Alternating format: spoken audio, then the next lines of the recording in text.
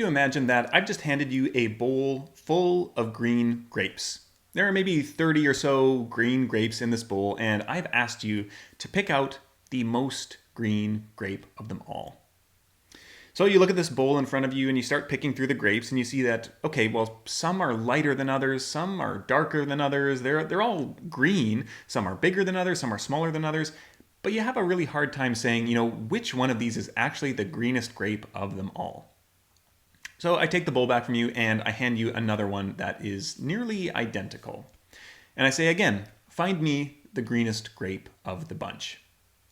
And you start going through this bowl again, sorting through the grapes, and again the grapes seem all pretty much the same. They're quite green, there's the light green, there's the dark green, there's large and small, but as you keep digging down to the bottom, you find that there's also actually this tiny little red grape.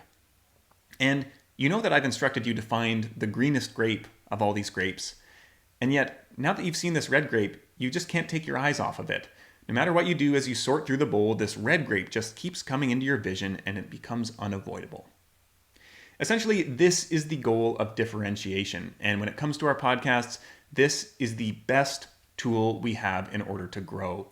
In a world with so much content that is sheer overwhelming, standing out is much more important and much more valuable to us, a much better path to growth than being better than any other show out there, than being more green per se. And so we as humans are really good at, or at least pretty good at, distinguishing the differences between, two different options in front of us. Maybe three, maybe four. We can kind of compare these different options and see, which one is going to be the best fit. But when we're presented with more options than that, things become a lot more difficult. And what happens is instead, they begin to all look kind of just pretty much the same, and we tune out and move on without making any decision. And so this is called the paradox of choice. And essentially, you have probably experienced this if you've ever sat down at a Friday night to watch some Netflix, and you start scrolling through Netflix, you want to watch a movie, but 45 minutes later, you're just exhausted by all the choice, you haven't made any decision, you decide to shut off the TV and just go to bed. And this is exactly what is facing most podcast listeners today, is that there are so many shows out there, even within a single niche, that it becomes really, really hard to choose, which one is going to be the best one for us. And so for us, as podcast creators, the best tool we have in order to get people into our show versus all the others is obvious differentiation.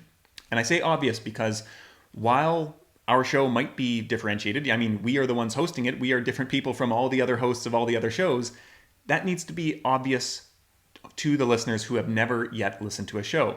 So they don't know who we are. They don't care about who we are until they actually start listening to the show and become a subscriber.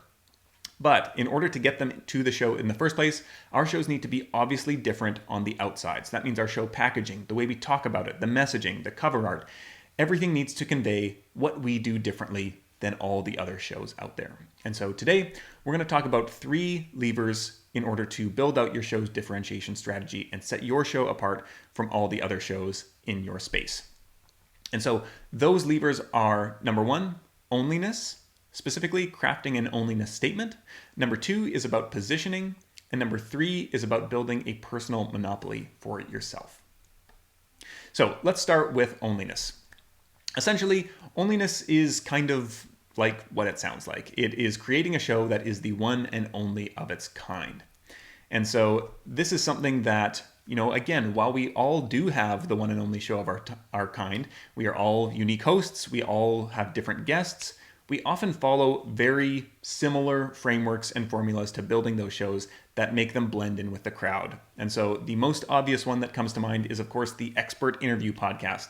There are thousands and thousands and thousands of these shows, and they exist in every niche imaginable.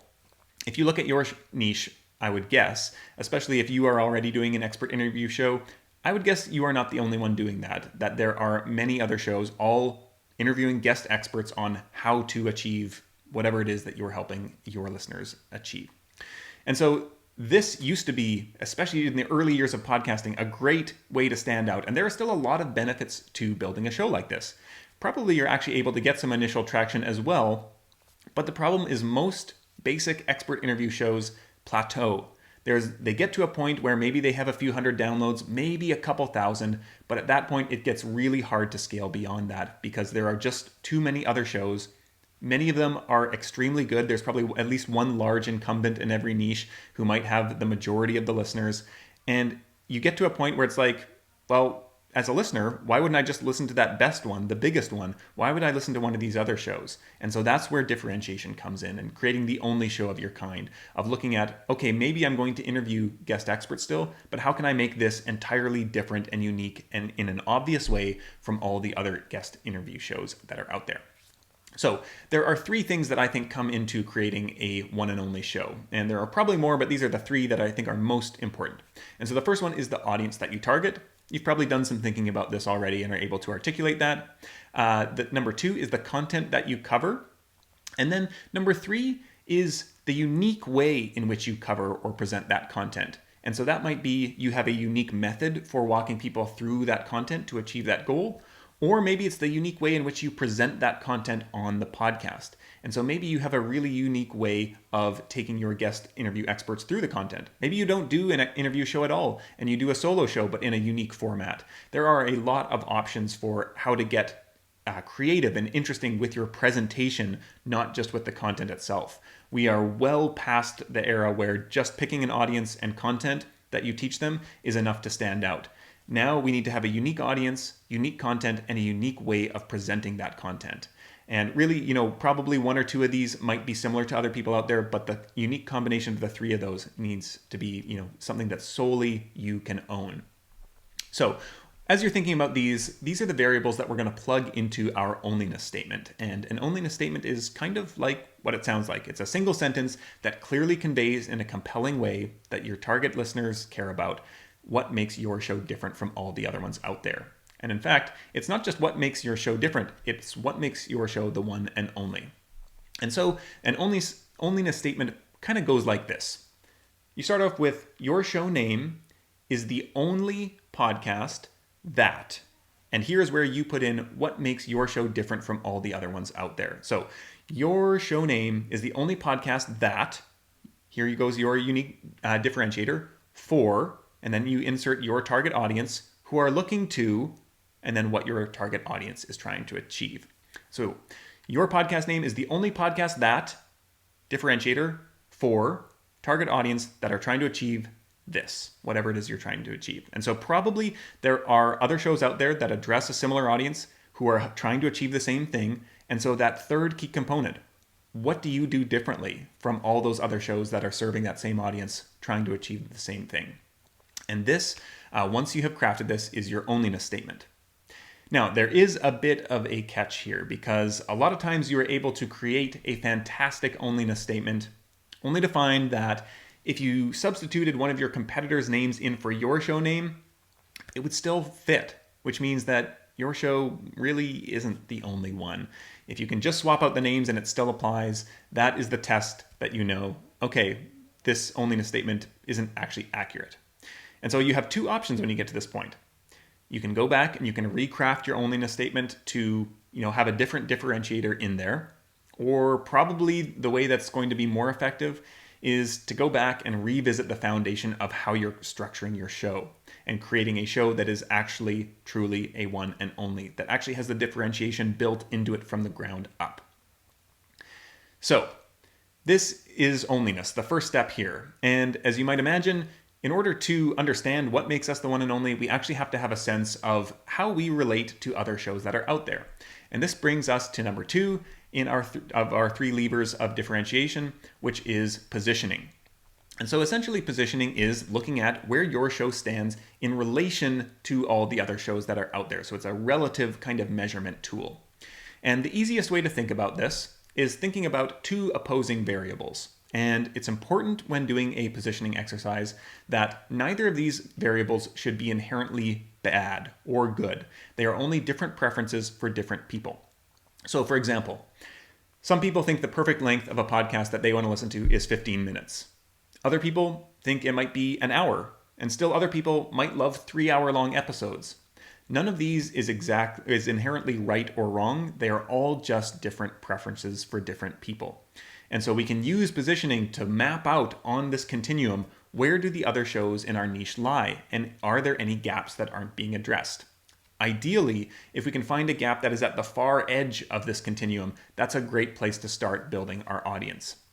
So if you map out all the shows in your niche and you see that all the shows there are in the 60-minute range, and maybe there's only one or two other shows that are in the 15-minute range, all of a sudden you found this fertile ground where it's much easier to compete there, where you're one of only 2 or 3 shows. Maybe you're the only show who is offering a 15-minute or less episode. And so that is one kind of example of positioning. Now, things get really interesting when you start to add an additional axis. So we've got our x-axis where we have one set of variables, opposing variables, and then we add a y-axis as well. And we put another set of opposing variables on there. And again, none of these variables are inherently good or bad. They are just different preferences. Now, once we have these 2 axes, we have 4 quadrants, and it begins to open up more choice. And we can see where more clusters are and where there's more open space, and we can lean into these. And essentially, positioning, I would typically recommend running this exercise, doing it with your 4 variables, then swapping variables, and running this through this exercise a number of times to try and find where are the clusters and where are the gaps. And sometimes the clusters are for very obvious reasons, like it doesn't make sense to actually make a show that is opposite to these. And you may come across those in running this. And so you can gain some insight through positioning exercises as to, what works for shows, but also where there are gaps, where nobody is addressing a certain audience who may actually want this thing that nobody is doing. And so this allows you to get that on paper and actually look at, okay, where are the big opportunities here within this niche? What has everyone else overlooked or ignored? And a lot of times if you see clusters, it's not because necessarily that's the best way to do it. It's because there was somebody who had a popular show there and then everybody copied them and tried to recreate the same show. Getting creative is where you're actually going to have a lot better chance of standing out and differentiating yourself, and going against the grain is a necessary part of that. And so when I think about positioning, I think that this is one of the biggest advantages that the underdog has. And so you look at almost any company that grows and builds out this fantastic, feature set or whatever it is, this huge audience. Sooner or later, an incumbent will come along and try to do the opposite, and they will position themselves. They'll pick something that, might be the right thing for some people that huge company has, but they'll say, that's actually a bad thing, and here's why. This thing that we are leaning into, where we are positioning ourselves, is a good thing. And so you look at a lot of social media companies right now are positioning themselves in opposition to Facebook, and many of the social media companies saying, privacy is our thing. We don't care about all that other stuff, but this is the most secure messaging app or social media network where we take your privacy seriously. That is a positioning play against Facebook and Google and some of these other companies who have become synonymous with, sharing your personal information. That is positioning at work. We could also look at a different example. Let's say you're looking to buy a ceramic mug for yourself. And on the one option, you've got Walmart. They offer maybe a $5 ceramic mug. And you do all your shopping there already. You're already going to the store there, so you have to do less driving as going somewhere else. So you can pick up that ceramic mug for $5. It's cheap, it's convenient, it's easy, and you don't really care much about, the personalization or having the one and only ceramic mug. And so that is a great option for some people. Then on the other side, you've got a local maker who maybe sells a $50 ceramic mug. And so the cost is 10 times more. And it might be more inconvenient. You have to go out of your way to go meet this person to pick up the mug. But this is a unique, personalized, one and only mug that you're able to get. And you really appreciate the craftsmanship that goes into it. And you want to support a local maker and keep your money going back into the local economy. Neither of these choices is inherently right or wrong. They are different choices for different people. And either one of them can be good. And so this is how to think about positioning for your show.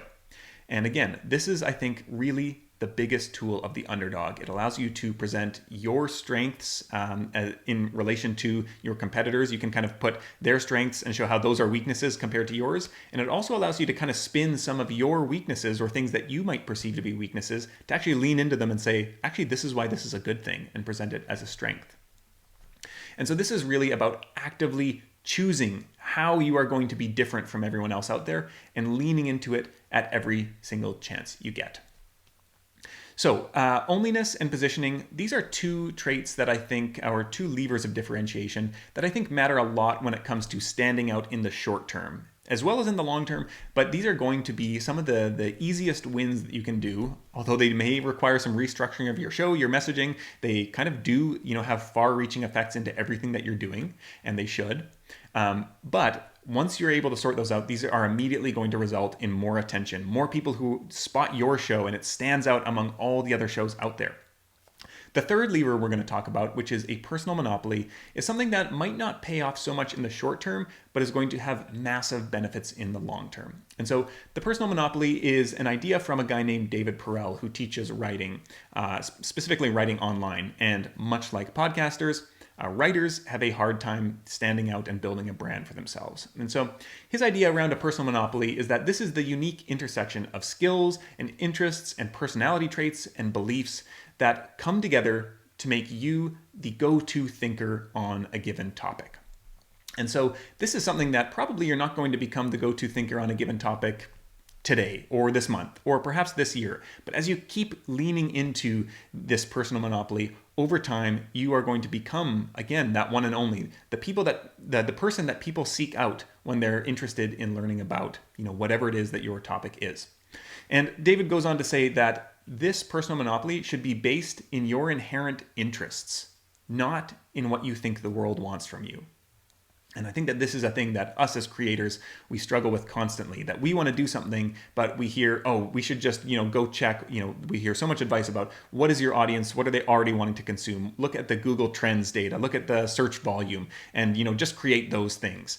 And those things might not be what we actively want to create. And this is a lot of times where content feels frustrating and annoying, and it feels like we're not actually doing anything creative. We're not doing what we want to do. And these tactics can be helpful, especially when you're starting out to gain some of that initial traction. But long term, they're just going to lead to a plateau. And at some point, if we want to become known and build a brand around ourselves, we have to bring something new. And the best way to do this, the best way to build your personal monopoly, is often to smash together two or more ideas that haven't really been paired together before. And so for me, personally, I write a newsletter called Creative Wayfinding, and I kind of unintentionally did this, where it's kind of looking at, how do we create and market work that, builds an audience, but it also brings together this theme of adventuring and traveling and journeying, and there's a lot of these metaphors that are pulled together in what I write about, where it's about, okay, how can we apply the lessons that we learn from navigating the physical world around us to the creative journey. And this is something that I stumbled into, but I realized in going back through David Perell's work that, I've kind of done this as well. And this brand Creative Wayfinding has become something that there isn't really anything else out there like it. And so this is the challenge for you as well, is to take your core topic and then look at what other interests do you have, things from your backstory, from your life, things that you just love spending time thinking about. How can you apply those and smash them together in a way that is compelling to other people? And a beautiful thing starts to happen as you find that personal monopoly and lean into it, is that over time, really all sense of competition disappears because you have now combined these two topics that no one else is even thinking about combining. It doesn't really make sense to them because these things come from your personal interests and life experiences and are something that, you is just entirely unique to you. And so one of the huge benefits of this is that the feeling of competition dies away, and when the feeling of competition dies away, it opens you up to a lot more collaboration because you know that nobody else can possibly create the thing that you are creating. And this is a hugely empowering place to be. And so that is one of the huge benefits of creating a personal monopoly.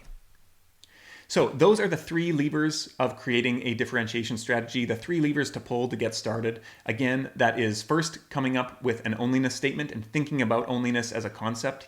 How can you create the show that truly is the one and only in a way that is compelling and obvious to people before they ever listen to your show?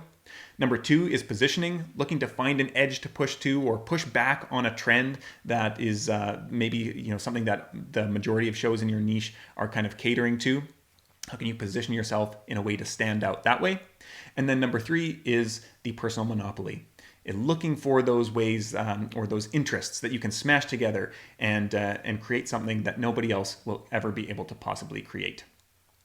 So the final thing I want to share about differentiation here is that differentiation is an active choice. It requires you to continually, on a daily basis, continue to lean further and further and further into those differentiators. Differentiation doesn't work when you lean a little bit in and then pull back to the center. And there's always going to be that appeal, that gravity to pull to the center, because that's where most of the people are right now. But it's almost impossible to actually build an audience by appealing to the center initially. Over time, like I mentioned with positioning, if you start at the edge, build up a passionate group of fans, somebody else will come along and push even further to the edge past you. And so you can choose to then lean in equally far out to that edge and stay out at the fringes, or potentially, as the thing you've been doing gains momentum and popularity, you'll actually be able to appeal to more and more people in the mainstream. So positioning, differentiation, all of these things are a hugely important part of growing a podcast in 2022 that is so overflowing with new ideas and so many interesting ideas and highly produced shows, great content, both from indie creators as well as big media companies and networks. But differentiation for us as indie creators is, I believe, the single best way to stand out, to be that red grape in amongst all of those larger green grapes, but the one that people can't take their eye off of. Thank you so much.